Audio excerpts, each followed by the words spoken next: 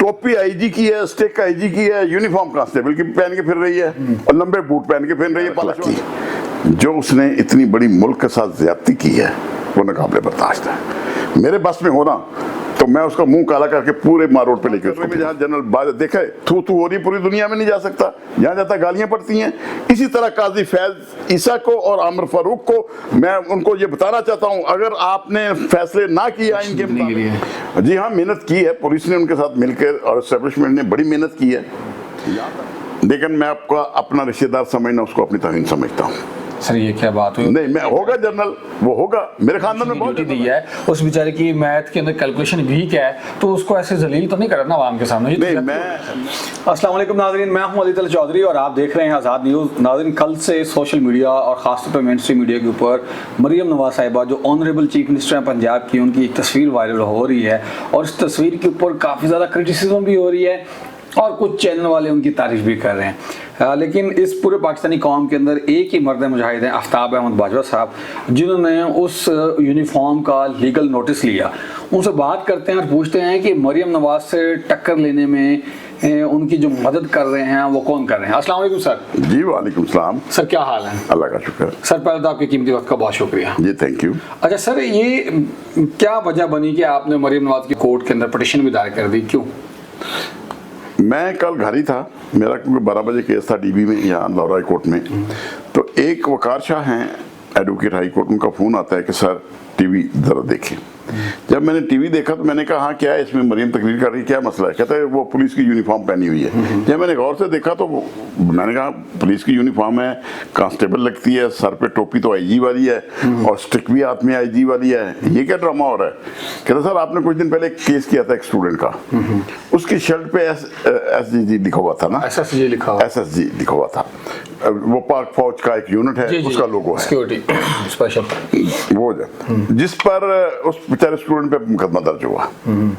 मैंने कहा ये तो मुकदमा बन, सर वो मुकदमा बनता है तो मैं अगर करना चाहूँ, मैं कहा बिल्कुल दरखास्त बनाओ, और जब कहाँ बैठे हो हाई कोर्ट, मैंने कहा पुरानी नारकली थाना लगता है, वहाँ एप्लीकेशन दो। वो एप्लीकेशन दे के आया, कहता सर थानेदार ने वसूल नहीं की। बिल्कुल इतनी दौर में मॉडल टाउन से मैं आ रहा था, मैं भी पहुंच गया ऑफिस, मैं क्या ऑफिस आ जाओ, वो ऑफिस आ गया। मैंने फौरन पटिशन तैयार की 22 A by 20 जो एक रेमेडी है कोर्ट के अंदर जाने की, वो हमने फाइल कर दी। फाइल करने के बाद उस पर अदालत ने नोटिस कर दिया, 29 को SHO पुरानी नारकली को बुला लिया, ये बताएं। अब क्योंकि सेक्शन 170, 171 और 419 पाकिस्तान पीनल कोड ये टेक्ट करते हैं कोई भी शख्स किसी भी महकमे की वर्दी नहीं पहन सकता सिवाय उस महकमे के मुलाजमीन के। अब मरियम क्योंकि पुलिस की मुलाजम नहीं है, बिल्कुल, इसलिए वो पुलिस की वर्दी नहीं पहन सकती थी।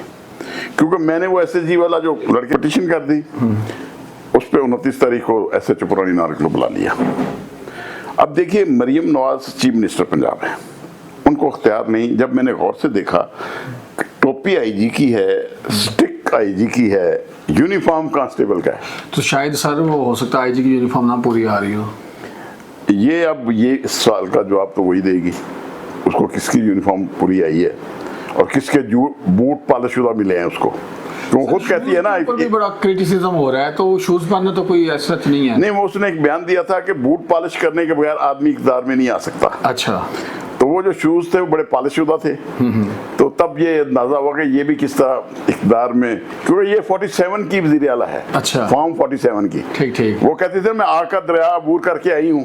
वही मैं सब पूछना चाह रहा था कि कौन सा आग का दरिया? ये तो सिर्फ मुहावरा है एक, तो दुनिया में तो ऐसा कोई दरिया है नहीं मेरे ख्याल से। नहीं, दरिया बहुत है, आप साफी हैं माशाल्लाह। आग का दरिया?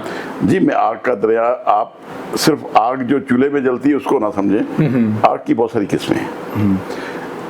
देखें फॉर्म 47, 45 से लेके 47 तक पहुंचने के लिए दरमियान में एक दरिया है। अच्छा, वो अबूर करना था उसको। सर आप तो पीटीआई का स्टांस ला रहे हैं? नहीं, मेरा पीटीआई से कोई स्टांस नहीं है। अच्छा, क्योंकि मैंने खुद इलेक्शन एजेंट भी रहा हूँ दोनों इलेक्शनों में, 8 फरवरी वाले और 8 फरवरी और 21 में। मुझे तो सारे पता है ना कहाँ पे क्या क्या होता रहा, तो लिहाजा ये जो फॉर्म कहते हैं हमने बड़ी मेहनत की है इलेक्शन जीतने के लिए। जी हाँ, मेहनत की है, पुलिस ने उनके साथ मिलकर और एस्टेब्लिशमेंट ने बड़ी मेहनत की है, यहाँ तक कि लोगों को उठा लिया। जो उनके साथ हशर किया, साफियों को उठा लिया, व्लॉगर्स को उठा लिया। आपको पता, आपके साथियों को भी सर, उठाया बहुत था। सारे दोस्त उठाए गए। परवेज लाई का जो पहला इलेक्शन 8 फरवरी वाला, उसके फॉर्म 45 मेरे पास पड़े हैं, अभी भी पड़े हैं, ठीक। मैं आपको दिखा सकता हूँ। जिस पोलिंग स्टेशन से फॉर्म 45 जो होता है, ये पोलिंग एजेंट होते हैं, उनको दिया जाता है तमाम पार्टियों के। हम देखें परवेज लाई के तरीके लब्बैक, पीपल्स पार्टी, जमात इस्लामी और दूसरी जमातों के, जो हम सब के फॉर्म एक जैसे थे। वहां पे जब हम चेक किया हमने जाके, वहां पे अगर 790 वोट लिया है परवेज लाई ने और 33 वोट लिए हैं दूसरे ने, तो 7 को 0 कर दिया, जो 33 थे उसको 733 कर दिया। अच्छा, ये होता रहा है फॉर्म 47 में। तो सर हो सकता है उनको मैथ्स ना आती हो तो इसके ऊपर केस तो करना नहीं बनता ना। देखो एक आदमी है, एक चाहे वो डीसी था, वो एसी था, या वो एडीसी था, और वहाँ पे वो उसने एज ए इलेक्शन कमीशन की ड्यूटी दी है, उस बेचारे की मैथ के अंदर कैलकुलेशन वीक है, तो उसको ऐसे जलील तो नहीं करना आवाम के सामने। नहीं, मैं आपसे गुजारिश करूंगा, सबसे बड़ा जो जुल्म किया ना हमारी कौम के साथ, ठीक है, जहां दारों ने किया अपनी जगह पे, काजी फैज ईसा ने भी कमी नहीं छोड़ी। सर वो तो कह रहे हैं कि कल उनका एक बयान आया है, उसके ऊपर भी मैंने आपसे पूछना था कि वो तो कह रहे हैं कि जब से मैं आया हूँ अदालतों के अंदर कोई मुदाखलत नहीं है और ना ही मुझे कोई कंप्लेन मिली है, और जो कंप्लेन आई है ये तो पुरानी है। नहीं, वो तो कह रहे हैं अदालतें बड़ी आजाद हैं, खुद जी, मुख्तियार मैं हैं, सारे अभी बता देता हूँ। यहाँ बाकर नजवी साहब ने एक जजमेंट दी थी आरओज के मुतालिक, जी जी, कि ये जो 16 एमपीओ के मुकदमे दे रहे हैं, आप उनको ही रिटर्निंग अफसर लगा दिया, ये गलत है। लिहाजा आरओज जो हैं वो जुडिशरी से जैसे होते हैं वही होंगे।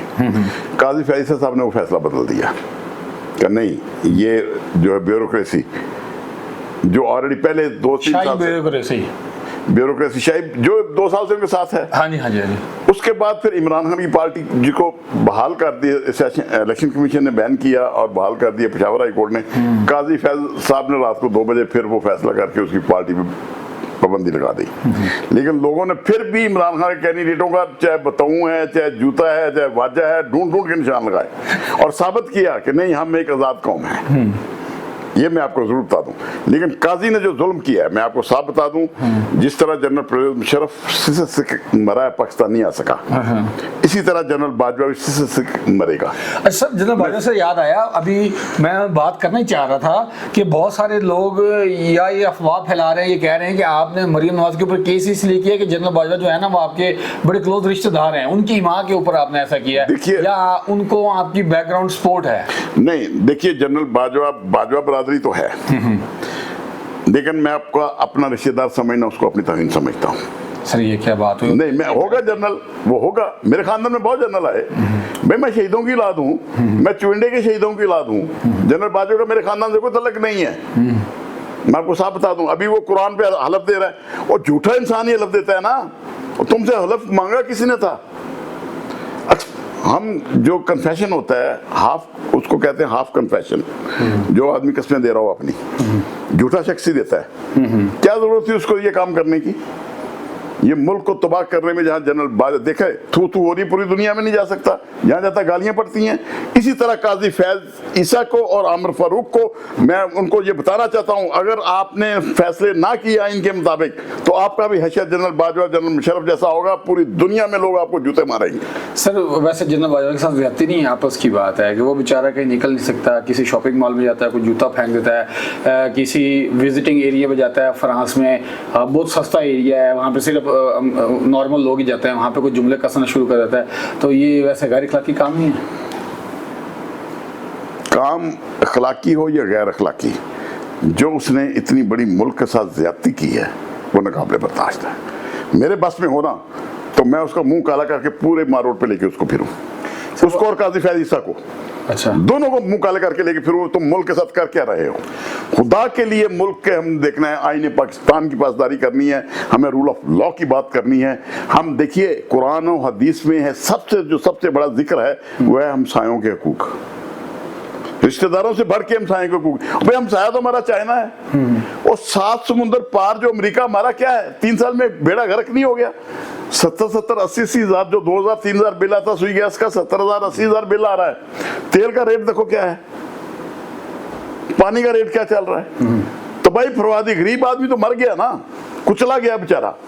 किसने कुछ चलाया? ये जनरल बाजवा का दिफा की पॉलिसी की वजह से सब कुछ हो रहा है। ये हम पे जो मुसलत जीरा ब्लेड और बनारसी ठग जो कर दिए हैं, जिनमें मरियम नवाज भी शामिल है, ऐसे लोग जब होंगे आपके हुक्मरान। मरियम नवाज साहिबा तो कह रही हैं कि मेरे अब्बा वज़ीर आज़म थे, 3 दफ़ा वज़ीर आज़म रहे हैं, 2 दफ़ा वज़ीर आला रहे हैं, मैं 1 दफ़ा वज़ीर ख़जाना रहे हैं, मैं उस वजह से सीएम नहीं बनी, मैंने अपनी कारकर्दगी और अपनी मेहनत से सीएम पंजाब बनी हूँ, एक आग का दरिया क्रॉस करके आई हूँ। ये जुमला उन्होंने बोला था। जी देखिए, तो मुझे लगता है कि सर आप जेलसी फील कर रहे हैं, उसने बहुत मेहनत की है। जी मैं गुजारिश करूँ, मैं उसके स्टूडेंट लाइफ से उसको जानता हूँ।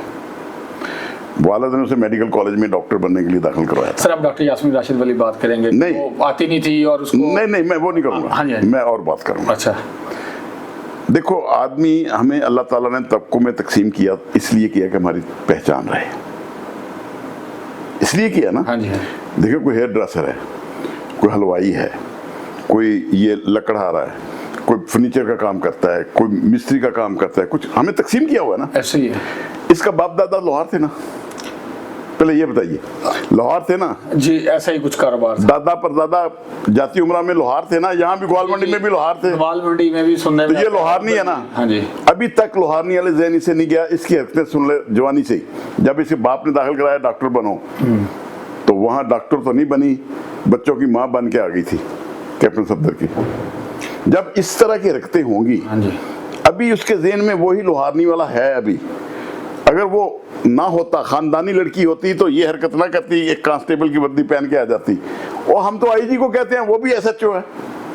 और आईजी ये जो है, आपके जितने अफसर हैं पंजाब के सारे चीफ मिनिस्टर के नीचे होते हैं। उसको इतना ही नहीं पता अभी कि वो अपने अगर नीचे वो खानदानी औरत होती तो ऐसी हरकत ना करती। यूनिफॉर्म पहन के क्या किया उसने? कमाल का क्या निश्चित। सर वो जो खवातीन हैं पंजाब पुलिस में, उनके मोराल को अप करने के लिए, उनको मोटिवेशन देने के लिए कि देखें जी, जो चीफ एग्जीक्यूटिव है स्टेट की, वो आप यूनिफॉर्म पहन के आपके साथ इज़हार यकजहती कर रही है। किसी इज़हार यकजहती करना, किसी का मोराल बुलंद करने के लिए जुर्म नहीं कर सकते आप। जुर्म करके किसी का मोराल बुलंद करना जुर्म ही होता है, उसको कटहरे में लाया जाता है। तो सर मेरी बात सुनिए। ख्याल है कि ये आएंगी कटहरे में? जी मैं बताता हूँ, अक्सर देखा आपने लड़कियां लव मैरिज करती हैं। हाँ जी, तो लड़की का वालिद या भाई उस लड़की को और उस लड़के के पैरामोर को, उसका दोस्त कत्ल कर देते हैं, इसलिए कि खानदान का मोराल जो है वो बुलंद रहे, हमें बेइज्जत ना हो, हम बेगैरत ना हो, इसलिए करते हैं ना। ऐसा ही है। तो जुर्म तो है कत्ल। हाँ, कत्ल ऐसे ही है। यही किया है इसने भी। ये जो यूनिफॉर्म पहनी, ये जुर्म है, ये पहन नहीं सकती थी। सेक्शन 170, 171, 419 पाकिस्तान पीनल कोड ये कहते हैं ये जुर्म है। ये मैं आपको एफआईआर दिखा देता हूँ। अभी एक स्टूडेंट के खिलाफ जो एफआईआर हुई है, ये पुरानी नारकली में एसएसजी जिस पे लिखा हुआ, ये 2 लाइनें पढ़ लें, अपने कैमरे में भी इसको फिट कर लें। ये जी हमारा कैमरा मैंने इसका, ये एक स्टूडेंट पे एफएससी के ये मुकदमा हो सकता है यूनिफॉर्म पहनने पे। सिर्फ यूनिफॉर्म नहीं, शर्ट थी, एसएसजी लिखा हुआ था। तो वो शायद उसने भाई की या कजन की वैसी रात को पहन के, वो तो देखें, टोपी आईजी की है, स्टिक आईजी की है, यूनिफॉर्म कांस्टेबल की पहन के फिर रही है, और लंबे बूट पहन के फिर रही है पॉलिश वाले। तो अब वो जो दरियापुर किया। Sir to be very honest, एक छोटा सा क्वेश्चन है, अब ऑब्जेक्शन यूनिफॉर्म पे है या वो शूज पे है? नहीं, ऑब्जेक्शन सारा है। अच्छा, सारा ही है। उसके यूनिफॉर्म के अंदर शूज भी शामिल है, स्टिक भी शामिल है, टोपी भी शामिल है। बिल्कुल ऐसे ही। तो जब भी वो उसने जुर्म किया है तो फिर उसकी सजा भी पाएगी। और इंशाल्लाह हमने जो पिटीशन की है, अदालत से ऑर्डर लेंगे मुकदमे का, मुकदमा दर्ज करवाएंगे और इसको सजा भी दिलाएंगे। इसके लिए शहादत की जरूरत नहीं, इसलिए सारे चैनल्स पे, नेशनल चैनल्स पे ये इसकी फिल्म चली है। सर वैसे यूएसए में तो एक आदमी जा रहे थे गाड़ी चलाते हुए, तो ओवर स्पीडिंग थी, तो पुलिस वाले ने रोका, तो उन्होंने कहा जी मैं फलां स्टेट के आईजी का शौहर हूँ। तो उन्होंने उसको अंदर भी किया और उसकी बीवी को भी बुलाया और उसको भी डिसमिस कर दिया और कोर्ट के अंदर सारा मामला हुआ। तो क्या सीएम पंजाब जो है, honourable chief minister Maryam Nawaz Sahiba, वो कोर्ट के सामने पेश होंगी? क्या वो मुअत्तल हो सकती हैं इस गलती की वजह, जिस तरह यूएसए में या यूके में हो जाता है? मैं आपको बता दूं, 2007 में आप साफियों की वजह से रूल ऑफ लॉ की जो तहरीक चली थी वकला की, चौधरी इफ्तिखार की बहाली के लिए, हाँ जी, कामयाब हुई थी। हुई थी इधर। एक वो तो गुजरात वाले से भी आगे नहीं निकले थे, तो नहीं, मैं गुजरात यूसुफ रज़ा गिलानी साहब जी उसके मैं आगे गुजरात थे। कहता हाँ जी, हूँ, हम एक डिक्टेटर से टकरा गए थे। हाँ जी। 2 साल पूरा हमने हड़तालें की थी, ऐसे ही है, एहतजाज किया था कानून के लिए ना, रूल ऑफ लॉ के लिए किया था। जी, जी, ऐसे ही अब भी रूल ऑफ लॉ के लिए हम निकले हैं और इंशाल्लाह इसको सजा कराएंगे और सजा होगी। मेरी देखिए, मैं कानूनदान हूँ, मेरी नजर में सजा बनती थी, मुकदमा बनता था, इसलिए दरखास्त दी है मैंने। ठीक है। मैंने अपने क्लाइंट के कहने पे मैंने बताया कानून में ये बात है, अगर एक स्टूडेंट, ये एफएससी का एक स्टूडेंट है, आप पर्चा दे रहे हो और ये कहां से नाजल होगी हम पे? आर्टिकल 25 कॉन्स्टिट्यूशन कहता है तमाम पाकिस्तानी एक ही हैसियत रखते हैं, जी जी, सदर हो, वज़ीर आज़म हो, वज़ीर आला हो, आम आदमी हो। ये स्टूडेंट पे पर्चा हो सकता है, तो उस पे क्यों नहीं हो सकता मरियम नवाज पे? ये डिस्क्रिमिनेशन ना होने दें। इस्लाम में भी मना है, आईने पाकिस्तान इसकी इजाजत नहीं देता, रूल ऑफ लॉ इसकी इजाजत नहीं देता। हम वकला मैदान में हैं और इंशाअल्लाह हम इस पे कार्रवाई करवाएंगे और कार्रवाई करके रहेंगे। जी आफ्ताब आजो साहब, आपके कीमती अल्फाज का और वक्त का बहुत शुक्रिया। नाज़रीन, बड़ी आखिर में जो बात की है वो बड़ी कमाल की है कि कॉन्स्टिट्यूशन के मुताबिक चाहे वो सदर पाकिस्तान है या आम शहरी है, वो सब इक्वल हैं, लेकिन जिम्मेदारियाँ सबके पास अलग-अलग हैं। कानूनी कार्रवाई हम पूरी करेंगे और कानून के मुताबिक जो सज़ा है वो होनी चाहिए। जिस तरह वो हज़रत मोहम्मद सल्लल्लाहु अलैहि वसल्लम के पास एक शख्स आया कि कहा जी ये फ़लाँ रईस या फ़लाँ सरदार का बच्चा है तो इसको माफ़ कर दिया जाए। हज़रत सल्लल्लाहु अलैहि वसल्लम के खुदा की कसम, अगर फातिमा बिनते मोहम्मद की बेटी भी चोरी करती तो उसके भी हाथ काट दिए जाते, और तुमसे पहले कौमें इसलिए तबाह बर्बाद हुई थी कि छोटे जुर्म करते तो उनको सजाएं मिलती और बड़े जुर्म करते तो उनको माफ़ कर दिया जाता। अब कॉन्स्टिट्यूशन भी यही कह रहा है, हमारा इस्लाम भी यही कह रहा है। अब आगे देखें कि होता क्या है। तब तक के लिए मुझे इजाज़त दीजिए। बहुत शुक्रिया। अल्लाह हाफ़िज़।